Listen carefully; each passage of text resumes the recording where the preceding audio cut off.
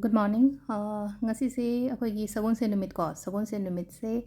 ahambada akhoi number ko number se akhoi nasinaga number se number 25 leire ko aduga color dana hangapan gumba kai gumba dumaina sina biba ko yellow machu aduga chak thongba cheng suba dai na machu ma ha po haina ko hadi hangapan machu gi haragadi akhoi chak thongba da sina ba injang da hapa machu se yangang se khitang dumaina happy be ai ko ado akhoi nungtigi lothopo dumaina ko card ahum katang yengase ko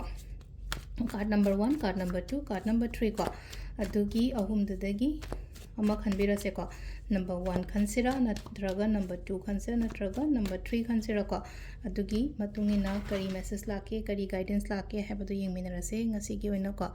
first se the leire second se the leire aduga third se le ko number 1 number 2 and number 3 ado ahamba card खनबंग येंगसे को Heidi first की card सिदा Heidi करी message लाके हाइबदो ngasi gi oina ko ngasi gi oina haitare sida laise paisa gi kari gi main oina khitang tension gumba kai gumba khara lei bayai ko haidi paisa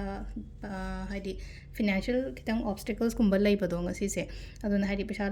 पीगदबो ओइरो मिंगोंद सिंगदबो ओइरो आइगी लाकदबो ओइरो खरा अदुम tension खरा लई को अदो सिगी पोत से कोदगी हाइदी फाइनेंशियल लॉस कुंबसु हाइ तारे को अदुन हाइदी खतंग चेक्शन न मिंगो मीना पैसा हंगक पखोलको मतम दगसु लइनो को हाइदी सिजे आइना पिथोखरगा आइगोंद तुंगदा कानागद्रा कानारोइद्रा खतंग हाइपेदंग खंदरगुंब दुमाइन तोबियो को अदुगा नंबर 2 को नंबर 2 सिना मु पुक्चन पुकनिंग हारसिना को पुकनिंग खतंग नुसिबे आइ थवाई नुआइतबगुंब खरा दुमाइन तरोगा लइरे को ngasi gi oina haraga di emotionally katang down chatpa khotpa amai toroga adu khatang sunatana akhoi gi isa sida ko haidi isa je ki bani khangde pakhat pani khangde amani khangde dumai toroga adum bagi energies kumba khara masu lai ko adu duna haidi smaina lakpa meditations kumba kai gumba topiyo haidi smaina sila ena haidi ai pakhat ningai na traga nungsa thiningai ka subudi oide ko haidi tension yam leiye kanu yam towe ko la nga tang meditate toroga haidi mind do relax o henna bo hona biyo ko sisina khoi number 2 lere ko number 3 gis nong phare number 3 gis na haidi kenoma engonda changakpa oina oire ko haidi especially सिदसु पैसा की ओइना ओइरा को हाइदि पैसा लाकप ओइना ओइ लाकप चंगकप दुकान मक्ता फमे न खलसे फमेबा दुकान ददगी हेना पोसेट पनि खंगदे अमनि खंगदे अमाइ तरोगा लाइ को सिदा अदो सिसिना खोगी नुंती की ओइना डेली कार्ड मैसेज लेरे को अदुगा टाइमिंग सो हैप्पी गेम मिनरसे को ngasi की ओइना हाइदि टाइमिंग के के लेगे हैबदो दुदुमसु मैम पुलप गेम मिनरसे टाइमिंग्स ने कि पुंग मरीगा मिनिट निफुनि थोइदेना पुंग तरुका मिनिट कुनि थोइ भाउंग लेरे अदगी उंग मापनगा मिनिट फुमा थोइदेना पुंग अनीगा मिनिट कुंथ्रा मापन भाउंग लेरे को अदगी अमु पुंग मरीगा मिनिट ट्राम पंदैना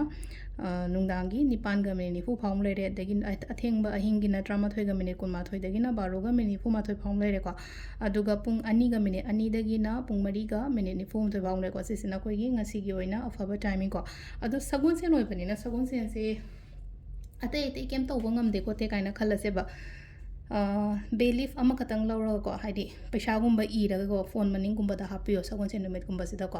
नांगै हापस नो हादो हप्ता गी नुम अखोइना टारगेट अमा करी अमा सेट तौरो दमा हापस वे को सपोज आई हंदक हप्ता से हाइदि पोट असु योनिंगे तानिंगे खोनिंगे हामना चिंग मदमाइ लेरगदि आई पोट सेट प मतन दा हाइदि लिसिंग कुन अमा गुंथ्रा अमा हंदकी हप्ता जे दा सेट प अदमाइ तौरो को अदो आइना पामिबा अमाउंट तो ngасai gi बेलिफ तो दा इरगा आइगी फोन कवर मनिंग हारसने को फोन कवर मनिंग सु मै कवर सिगी मनिंग जे दमाइ तौरोगा हापियो को सिदा लेरे ko ngasi gi oina sagon se numit ki